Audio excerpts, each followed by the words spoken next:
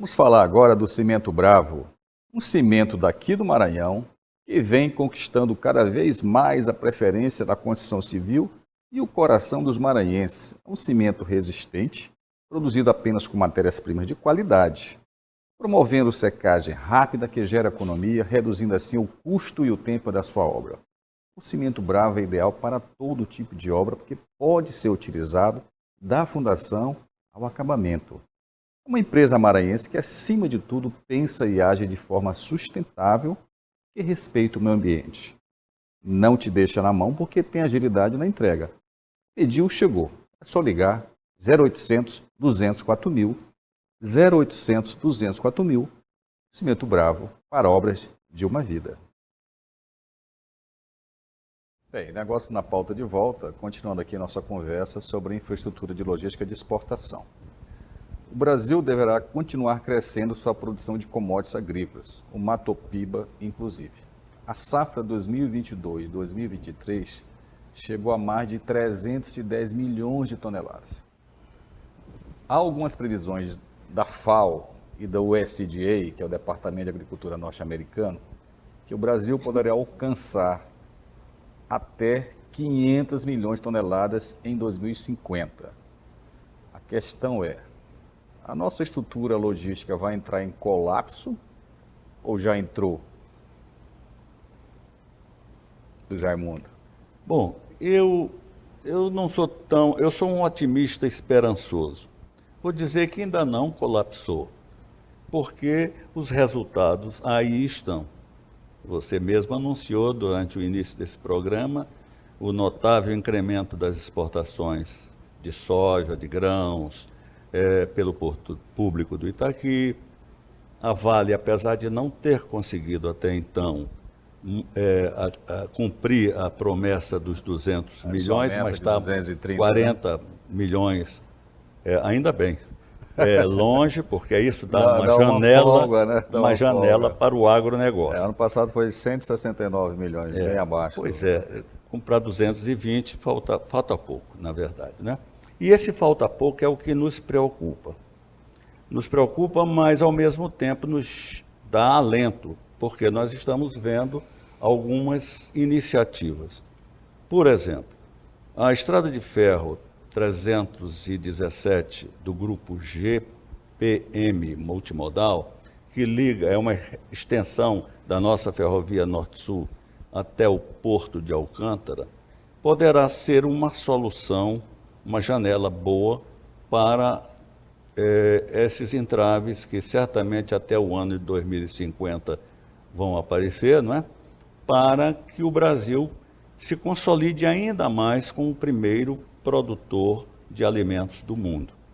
E não só primeiro produtor de alimentos do mundo. O primeiro exportador em todas as commodities. Né? Eu acho que... Você já tem 7 commodities que nós somos o primeiro. Para continuar isso, mas eu creio que será também o primeiro a cumprir as exigências de descarbonização do seu agronegócio. Que esse que é o grande negócio, porque senão nós vamos ter lá fora, sim, restrições ao que nós vamos vender para eles. Né? Só fazendo um parênteses aqui, lá na Universidade Federal a gente tem um grupo de estudo que a gente estuda modelos computacionais para desenvolvimento de logística. E a gente tem estudado muito, tem sido feito ao redor do mundo todo, e os chineses estão muito à frente. O que eles produzem hoje de material acadêmico é uma coisa absurda, porque priorizaram isso. Uma preocupação que nos traz hoje, nessa discussão da sociedade participar mais, doutora Nájila, é assim, nós não temos aqui no Maranhão nenhum curso de engenharia de transportes, nem a nível de graduação, nem a nível de especialização, nem a nível de pós-graduação. Nós não temos.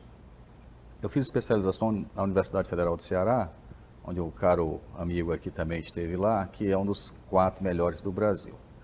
Verdade. Então, nesse momento em que se procura participar mais, ter mais ativo, né, ser mais ativo nisso e não deixar para que essas soluções venham de fora, isso não é um problema só do Maranhão.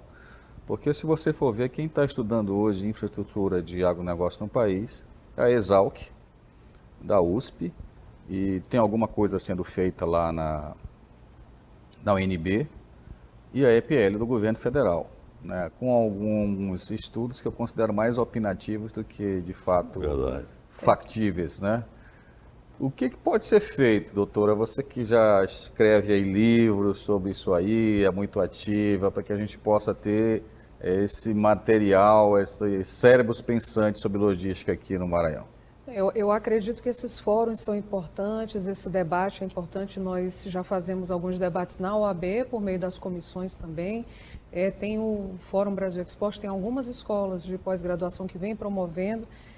Inclusive, nós tivemos o primeiro painel do Maranhão Export falando sobre a relação porto-cidade, que isso é importantíssimo. Não é, digamos, um privilégio só de São Luís, que é uma cidade portuária, o Maranhão, que é um estado marítimo. O Brasil é um país marítimo, todas as cidades que nós passamos. Eu tive a oportunidade de trabalhar na ANTAC, nós passávamos pelos portos públicos e víamos a realidade aí dessa relação com a comunidade e o setor portuário. Então, essa participação da academia, essa promoção de cursos, essa promoção da sociedade ter conhecimento do que realmente está acontecendo, porque é um setor que é fundamental para o nosso desenvolvimento econômico.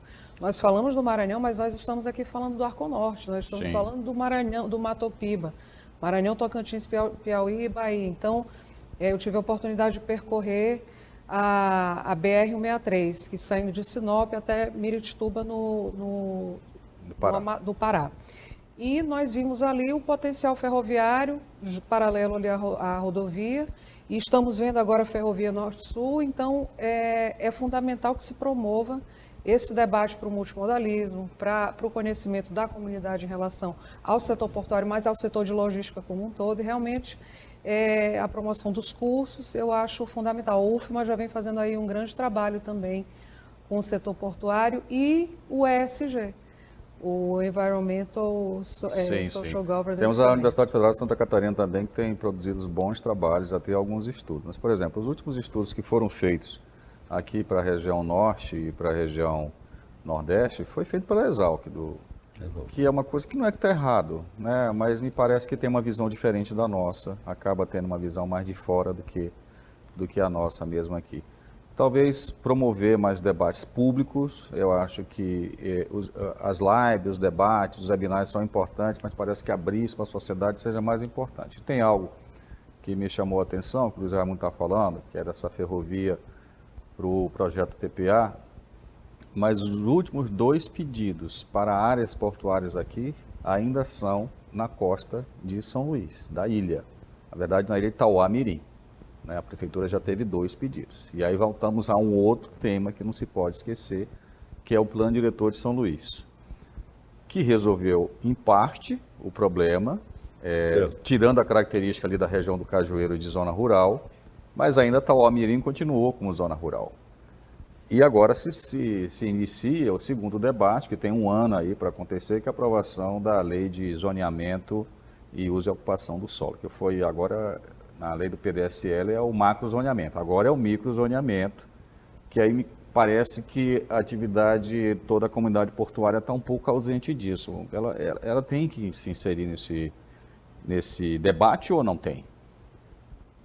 É verdade, eu acho que isso ficou enfatizado no nosso debate com o professor Oswaldo, PhD, advogado de nomeada, com relação aos aspectos mais fundamentais da relação porto-cidade.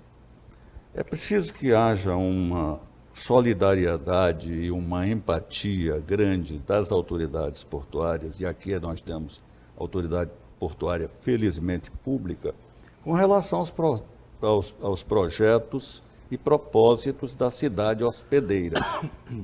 O que nós assistimos nessas discussões do plano diretor foi exatamente a preocupação que nós todos temos com relação a resolver problemas para que o nosso setor portuário encontre um mínimo de obstáculo para poder operar.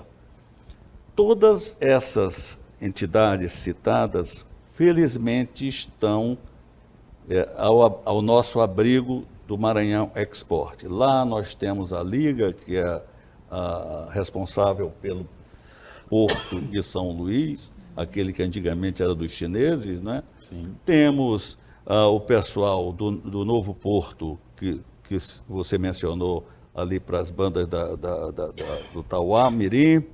Nós temos a GPM e, sobretudo, temos a autoridade portuária. Recentemente eu estive também numa reunião do CAP e insistimos com o CAP para que ele volte seus olhos para ser um CAP deliberativo e não aquela figura que é costumeira em várias outras autoridades portuárias, ou seja, o Conselho de Autoridades Portuárias. É importantíssimo levantar esses problemas.